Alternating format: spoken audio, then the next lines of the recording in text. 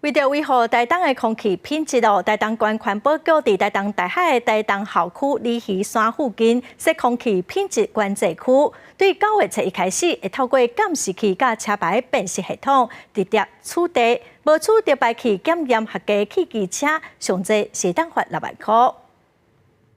地路的开车常常会拄到头前的汽车熊熊冒出真臭的乌烟，互人真无爽快。提醒民众爱注意，台东县为了互民众甲观光客闻到台东的好空气，今年伫台东市人较济的铁华新社区，也佫包括台东大学、台东校区、鲤鱼山甲转运站，为设空气品质管制区，佮用科技执法，为9月初一开始直接取缔管制区内无得到当年排气检验合格汽机车，会互人罚500以上6万以下。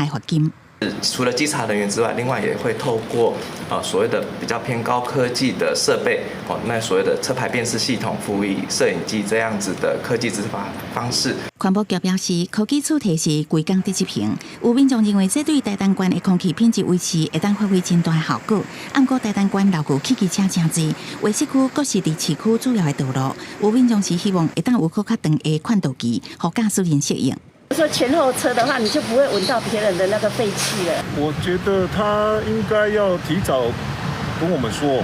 环保局是讲，今年3月已经透过各种管道宣传，到9月初一执法有半年的时间，希望老旧汽机车的车主爱按时检验车辆排气，得到合格标章才上路。记者综合报道。